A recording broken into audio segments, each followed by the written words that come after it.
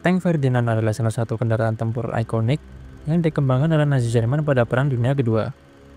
Tank ini memiliki sejarah yang menarik, yang dimulai dari ambisi Jerman untuk menciptakan senjata anti-tank yang sangat kuat. Sebelum dikenal dengan nama Elephant setelah dimodifikasi, tank ini awalnya disebut Ferdinand dan merupakan salah satu contoh dari upaya ambisius Jerman dalam merancang kendaraan tempur besar yang memiliki daya tembak luar biasa.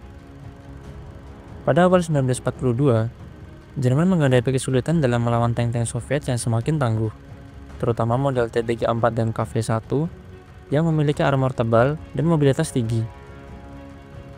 Untuk menghadapi ancaman ini, pihak militer Jerman memutuskan untuk mengembangkan kendaraan tempur yang lebih kuat dengan kemampuan anti-tank yang luar biasa.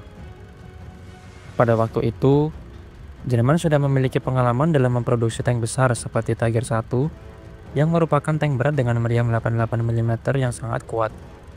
Namun, untuk mengatasi tantangan yang lebih besar, mereka membutuhkan senjata dengan kemampuan menembus armor tank Soviet dari jarak yang lebih jauh dan dengan daya hancur yang lebih tinggi. Sebagai bagian dari upaya tersebut, Jerman memutuskan untuk mengembangkan kendaraan menggunakan prototipe dari desain tank Tiger buatan Porsche yang sebelumnya ditolak. Desain ini diberi nama VK4501P dengan P yang berarti Porsche. VK4501P adalah salah satu dari dua prototipe tank Tiger yang didesain oleh perusahaan Porsche. Desain tank ini ditolak oleh Adolf Hitler karena desain mesin yang kompleks dan membutuhkan banyak tembaga sebagai bahan bakunya. Sehingga desain dari perusahaan kompetitornya yaitu Henschel yang dipilih untuk masuk ke tahap produksi massal dan dikenal dengan nama Tiger I.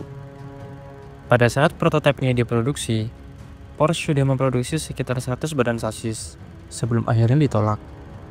Sasis-sasis yang menganggur ini kemudian diproduksi ulang menjadi sebuah Panzerjäger atau tank pemburu yang diberi nama Ferdinand sebagai penghormatan kepada desainernya yaitu Ferdinand Porsche. Pada saat itu, perusahaan Krupp telah memproduksi meriam baru yang diberi nama Panzerjäger Kanon 43 atau yang disingkat PAK-43. Meriam baru yang berkaliber 88 mm ini memiliki jangkauan tembak serta akurasi yang lebih baik sehingga mampu menghancurkan tank musuh bahkan sebelum tank tersebut berada di jangkauan tembak efektif untuk melakukan tembakan balasan.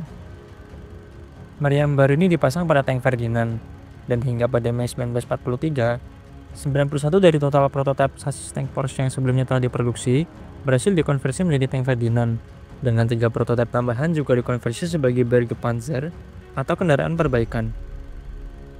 Desain akhir dari tank Ferdinand ini memiliki bobot 65 ton, yang membuatnya sulit untuk menyeberangi mayoritas jembatan yang ada saat itu karena bobotnya.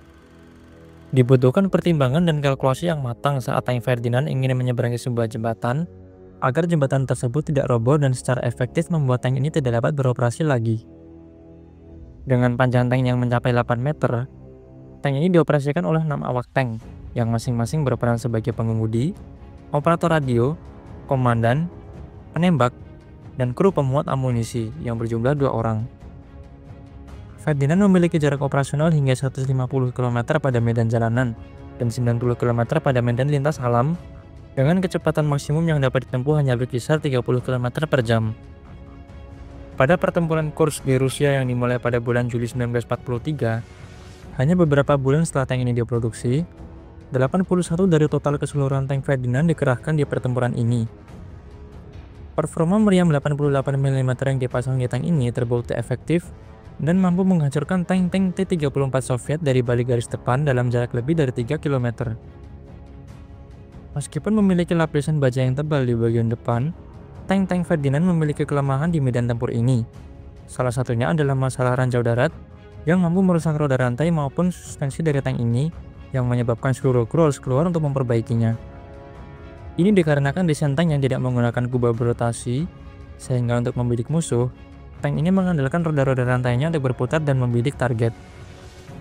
Permasalahan lain yang lebih fatal adalah ketika terjadi kerusakan atau kegagalan teknis pada mesin, yang menyebabkan para awak tank mau tidak mau harus keluar dari tank untuk memperbaikinya, yang dimana ini bukanlah tugas yang mudah, dikarenakan posisi mesin yang terletak di tengah sasis dan tertutup oleh meriam, sehingga membutuhkan tenaga keren untuk hanya sekedar membuka penutup kap mesinnya.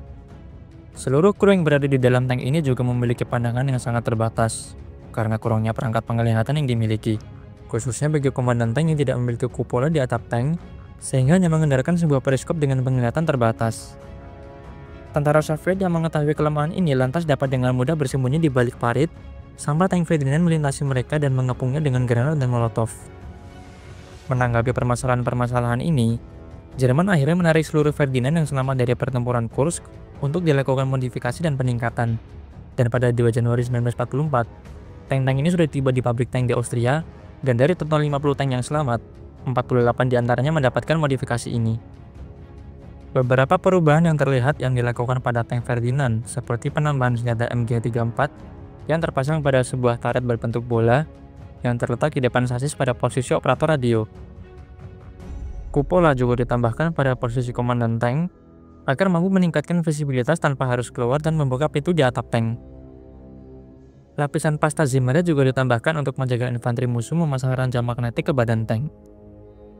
Tank ini juga diberikan roda rantai yang lebih lebar untuk meningkatkan mobilitas.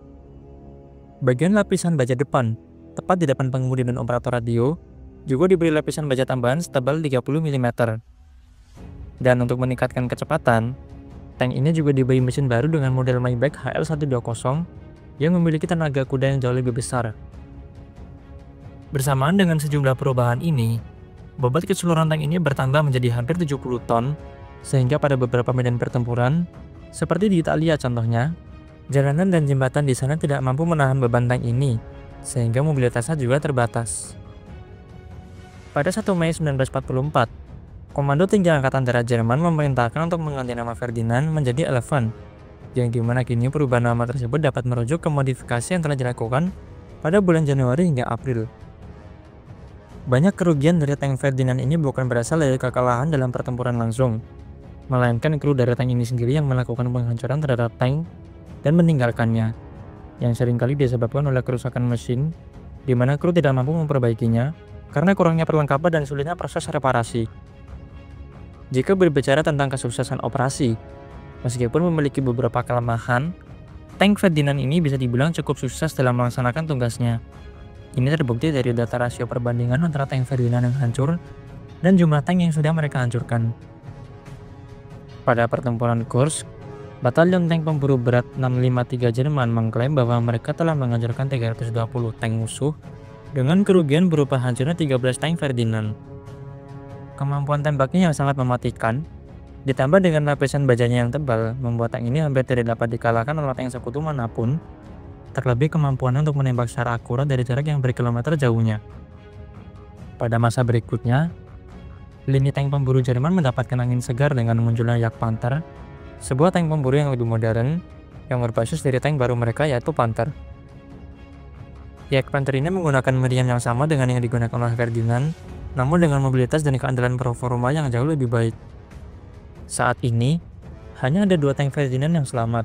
Salah satunya berada di Museum Tank Kubinka di Moskow, Rusia, yang merupakan jarahan dari tentara Soviet pada saat pertempuran Kursk. Dan tank lainnya didapatkan oleh pasukan Amerika setelah pertempuran di kota Anzio di Italia, dan kini berada di Virginia, Amerika Serikat.